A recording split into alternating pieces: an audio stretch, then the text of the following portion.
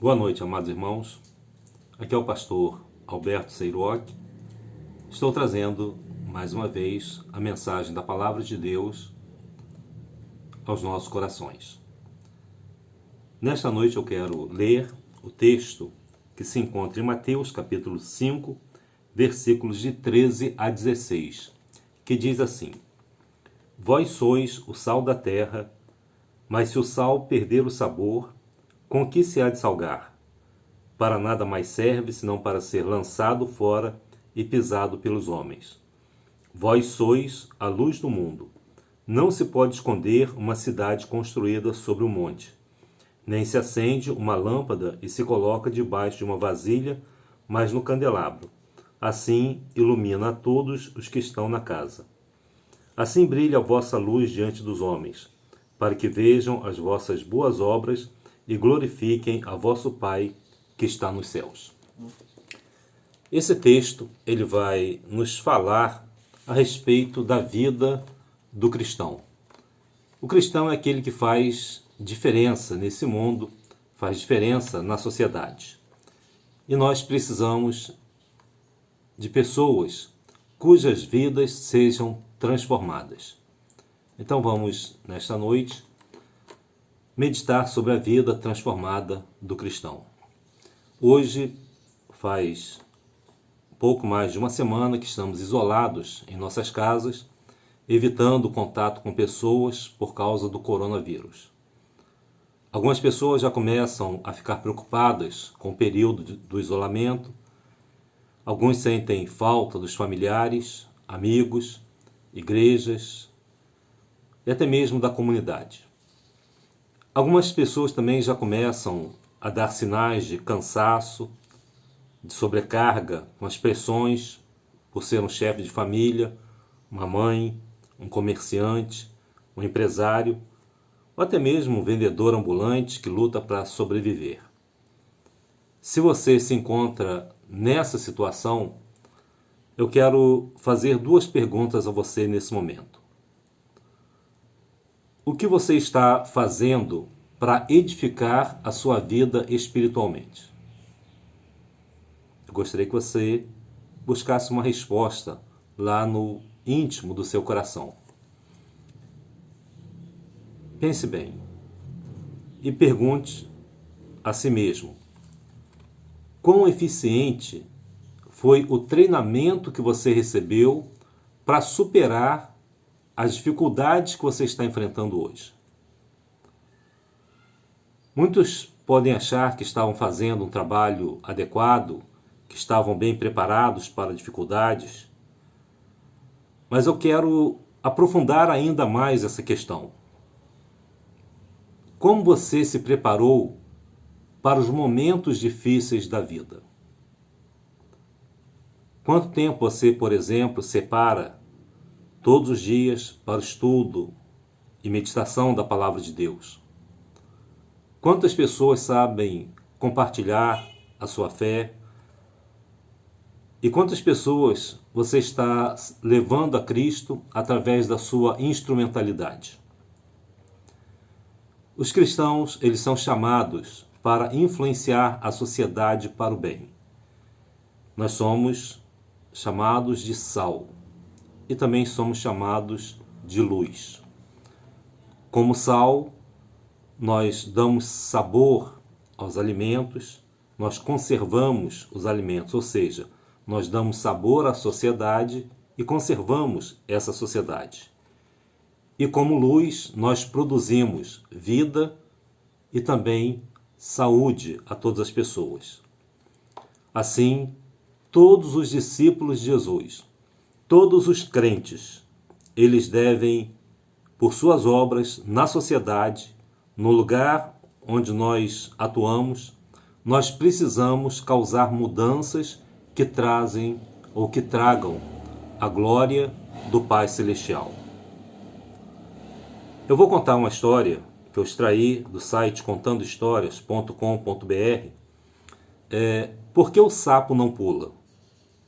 De acordo com um mito popular, né, e cabe aos biólogos verificar a verdade, Dizem que se você colocar um sapo na panela de água fervendo, ele pula fora da panela na hora em que ele sente a água quente e ele salva a sua própria vida. Mas também dizem que se você colocar um sapo numa panela de água fria e for esquentando a água aos poucos, diz a história que o sapo ele não percebe a mudança de temperatura e acaba morrendo cozido. Mas por que será que o sapo não pula? Se a água está esquentando, se a água começa a ficar quente, será que ele não sente que a água esquentou? Talvez possamos até imaginar, né, um sapo na panela e o que estaria, né, entre aspas, pensando esse sapo na medida em que a água vai esquentando. 28 graus, ele sente a água gostosa, tudo bem. 32 graus, a água está boa. 36 graus, a água começa a ficar sem graça, mas será que ela está esquentando? E o sapo continua na panela. Começa a ficar com calor, talvez reclamando da água. 39 graus, ele acha que a água já é uma porcaria, ele começa a nadar um pouco para tentar fazer a água esfriar. 40 graus, ele sente que a água está muito quente, está muito ruim, mas ele começa a nadar de um lado para o outro. 42 graus, ele sente que a água está péssima, muito quente na verdade, mas ele continua lá. Fica esperando só mais um pouquinho. 43 graus, começa a reclamar ainda. 44 graus, ninguém faz nada e o sapo continua na panela. Fica esperando. 45 graus, se ninguém fazer nada, o sapo pensa: está muito calor, será que ninguém vai me ajudar? Será que ninguém vai fazer nada por mim? 46 graus, o sapo deveria pular quando tinha oportunidade, mas agora é tarde demais, ele está sem forças. 50 graus, o sapo está morto. Esse provável modo do sapo se adaptar pode ilustrar muito bem o processo de mudança e como normalmente as pessoas reagem a esse processo. No mundo de hoje, as mudanças de temperatura são tão corriqueiras que nós agimos às vezes como o sapo e perdemos oportunidades de crescer na nossa vida. Se você tem, por exemplo, dificuldade de relacionamento no casamento, ou com colegas, vizinhos, familiares, com seu chefe, que tal você parar de reclamar e tentar mudar a sua vida ou tentar mudar a vida do outro? Salte para uma nova oportunidade. Salte para uma atitude mais sadia. Reveja as suas próprias atitudes e não tente mudar o outro. Mude você mesmo. Em que temperatura está a sua água? Qual vai ser o primeiro passo que você vai dar? Uma pequena atitude de mudança pode transformar as situações mais desgastadas dessa vida. E também pode abrir portas para outras mudanças internas maiores. Mas não faça como o sapo. Não fique dando voltas na panela. Seja honesto com você mesmo. Mude para valer. Há um livro intitulado O Sapo na Panela, escrito por George Barna em 1990, e ele descreve que as mudanças culturais sutis ao longo do tempo transformaram radicalmente a nossa sociedade para pior. Ele descreve como a igreja também mudou, e estatisticamente não é diferente da grande parte da nossa sociedade em geral.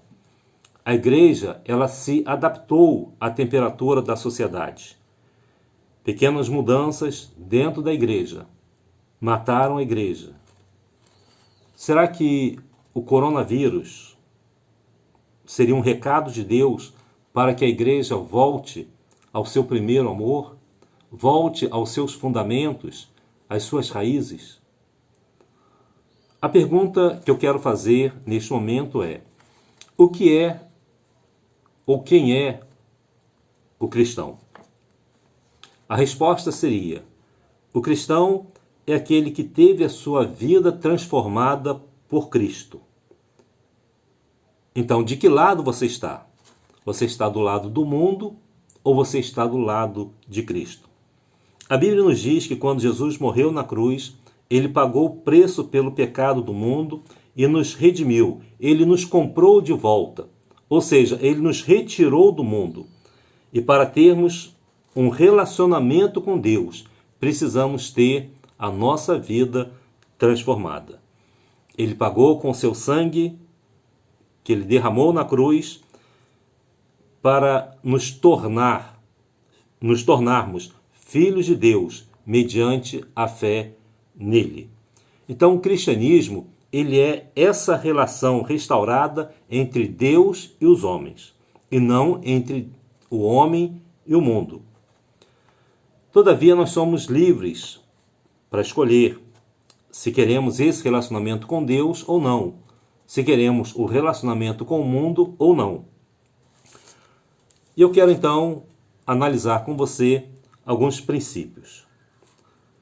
Primeiro, um cristão é aquele que chegou à fé em Jesus Cristo, aceitando como seu Salvador e, portanto, tem uma relação viva com Ele. Aquele que experimenta uma mudança na sua identidade, ele deixa de ser filho de Adão e se torna filho de Deus. O cristianismo, ele não é uma questão de tradição, mas de escolha pessoal. Não se trata de religião e regra, mas de como nós nos tornamos obedientes à palavra de Cristo. O primeiro e maior mandamento é amar a Deus de todo o nosso coração, alma e mente. Amar a Deus é o fundamento da nossa vida cristã. O próximo pilar é nos tornarmos pessoas que cumprem a palavra de Deus. Quando nós realizamos os nossos cultos no templo, nós sempre enfatizamos a necessidade da pessoa criar tempo na sua rotina para estudar e meditar na palavra de Deus. Nós chamamos esse momento de momento a sós com Deus, ou o momento com Deus. Você precisa ler, compreender, aplicar os ensinamentos da Bíblia para a sua vida. Porque toda a Escritura é inspirada por Deus e é útil para o ensino, para a repreensão, para a correção, para a instrução na justiça, para que o homem de Deus seja apto e plenamente preparado para toda boa obra. Deus quer tocar e transformar a sua vida. Como a Bíblia diz, sejam praticantes da palavra e não apenas ouvintes, enganando-se a si mesmos. Tiago, capítulo 1, versículo 22. Jesus disse aos seus discípulos: se alguém me ama, obedecerá a minha palavra. Meu Pai o amará. Nós viremos a ele e faremos morada nele. João 14, 23. Nós entendemos, portanto, que uma vida transformada consiste em amar e obedecer a Deus. Você já notou que muitas pessoas se dizem cristãs, vão à igreja todos os domingos, mas as suas vidas não estão de acordo com aquilo que elas dizem crer? Tiago, então, adverte o quanto esse engano é perigoso. Sejam praticantes da palavra e não apenas ouvintes, enganando-se a si mesmos. Talvez você esteja se questionando: por que eu tenho que praticar a palavra de Deus se eu estou cheio de problemas e dificuldades para enfrentar, principalmente nesse momento quando atravessamos essa crise do coronavírus. Eu quero hoje, então, te ensinar sobre um princípio bíblico. Deus em primeiro lugar. Eu sei que você tem um monte de problemas, eu sei que você tem uma série de dificuldades, muitos desafios pela frente. Mas Deus em primeiro lugar. O primeiro e maior mandamento é amar a Deus de todo o nosso coração, alma e entendimento. Esse é o fundamento da nossa vida cristã. Portanto, antes de começar a estudar sobre como você vai enfrentar essa crise, como você vai solucionar as suas finanças, como você vai resolver os problemas do seu casamento, como você vai resolver a criação de filhos, trabalho, enfim, como você vai enfrentar as dificuldades da vida, você precisa, em primeiro lugar, compreender a razão real para se estudar as Escrituras e praticar aquilo que elas dizem. A Bíblia e o estudo da Palavra de Deus deve vir na frente. Por quê? Porque Tiago continua dizendo assim: mas o homem que observa atentamente a lei perfeita que traz a liberdade e persevera na prática dessa lei, não esquecendo o que ouviu, mas praticando, será feliz naquilo que fizer. O homem que observa atentamente a lei perfeita, que traz a liberdade, e se você persevera na prática dessa lei, não se esquecendo daquilo que você ouviu, leu e aprendeu, mas pratica tudo isso, você será feliz em tudo aquilo que você fizer. Esse é o segredo que está diante de nós. É estudar atentamente a palavra de Deus, é estudá-la de forma atenciosa e orar como o salmista Davi, que disse: abre os meus olhos para que eu veja as maravilhas da tua lei. Salmo 119, versículo 18. A Bíblia não é um livro qualquer. Ela é a palavra de Deus. Ela carrega a promessa de que não voltará vazia. Ela é a palavra de Deus. Ela é como um grão de semente que irá germinar e irá crescer no seu coração. Ela dá liberdade, ela transforma a nossa vida. Jesus, que é o Verbo eterno, ele declarou que a sua missão é anunciar a liberdade aos cativos e a libertação das trevas aos prisioneiros. Isaías 61, 1b. Então leia a palavra de Deus, memorize as Escrituras. O salmista disse: guardei no meu coração a tua palavra, para não pecar contra ti. Salmo 119, versículo 11.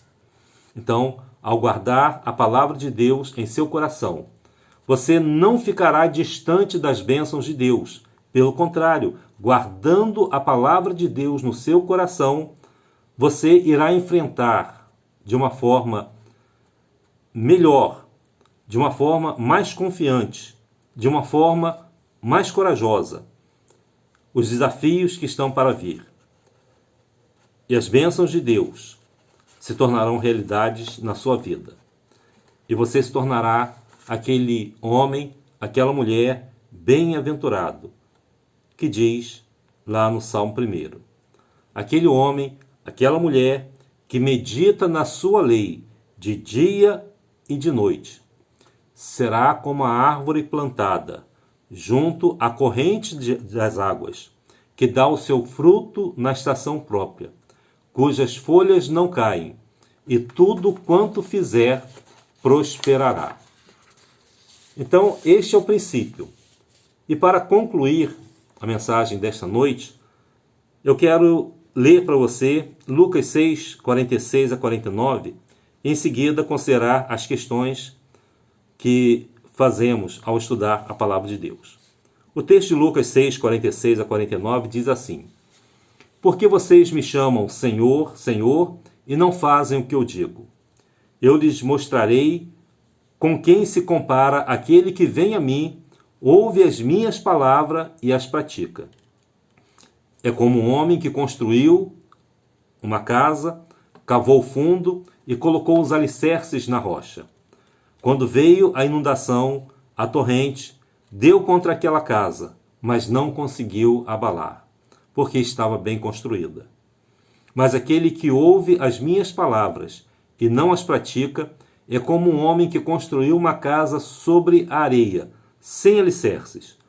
No momento em que a torrente deu contra aquela casa, ela caiu e a sua destruição foi completa. Quero fazer então algumas perguntas para as nossas considerações finais. Primeiro, nessa passagem, tem algum mandamento que nós tenhamos que obedecer? Pense bem. Jesus está dizendo, ele está nos ordenando, não apenas sermos ouvintes da sua palavra, mas fazer aquilo que ele diz. Ler e praticar. Segundo, Deus tem alguma promessa para a minha vida? E se tem, qual seria essa promessa? Nessa passagem, a palavra de Deus, ela vai criar uma base sólida que vai nos ajudar a nos mantermos firmes quando os problemas vierem. Ou seja, vamos estar construindo a nossa vida sobre o alicerce, sobre a rocha, que é Jesus. Em terceiro lugar, temos algum pecado nessa passagem que devemos evitar? Reflita. O texto diz: se ouvirmos a palavra de Deus e não fizermos aquilo que ele diz, nós desobedecemos a Deus. E se desobedecemos a Deus, logo pecamos. Então, ouvir a palavra de Deus e não praticar é pecado. Ou seja, nós estamos construindo a nossa vida, a nossa própria fundação, não sobre Deus, não sobre a rocha, mas sim sobre a areia. E no final, a nossa vida, a nossa casa, ela desmoronará quando vierem as tempestades. Em quarto lugar, a quarta pergunta: como eu aplico na prática para a minha vida a palavra de Deus? Há uma grande diferença entre quem constrói sobre a rocha e quem constrói na areia. Quem constrói sobre uma fundação firme e quem constrói sem uma fundação sólida. Então todos nós estamos expostos às dificuldades da vida. Todos nós enfrentamos problemas. Mas para enfrentar os problemas e vencer os problemas, nós precisamos construir a nossa vida sobre a fundação certa, Jesus e sua palavra, a palavra de Deus.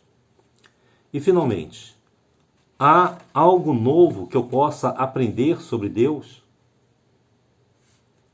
Nessa parábola, a rocha nos lembra aquilo que o rei Davi disse: o Senhor é a minha rocha, a minha fortaleza, o meu libertador. O meu Deus é o meu rochedo, em quem me refugio. Salmo 18, 2. A pergunta que eu quero deixar então para você nesta noite é: sobre qual rocha eu estou construindo a minha vida? Sobre qual fundamento eu estou construindo a minha vida? Que nós possamos encontrar a resposta certa. Que nesta noite o Senhor te abençoe e te guarde. Que nós possamos, neste momento, entender a vontade de Deus para as nossas vidas. Que o Senhor continue guardando as nossas vidas e fazendo com que sejamos preservados para a sua honra e para a sua glória. Vamos orar, vamos falar com Deus neste momento, encerrando assim a nossa gravação. Ore comigo neste momento, feche seus olhos, eleve os seus pensamentos a Deus. Senhor Deus, nós te agradecemos por mais um dia que tu nos concedeste. Nós te agradecemos porque permanecemos firmes sobre a rocha. Nossa vida, Senhor, está edificada sobre a Tua palavra, sobre as Tuas promessas e sobre a Tua pessoa. E nós queremos Te suplicar que ela continue sendo sustentada por Ti. Continue, Senhor Deus, abençoando a nossa pátria, o nosso Brasil. Continue abençoando o mundo, ó Deus, que precisa da Tua graça e da Tua bênção. Que através dessa enfermidade, muitas pessoas possam se aproximar de Ti. Muito obrigado, ó Deus, por mais este dia. Dá-nos uma noite de paz e tranquilidade. Que possamos dormir tranquilos e acordar tranquilos. Em nome de Jesus. Amém.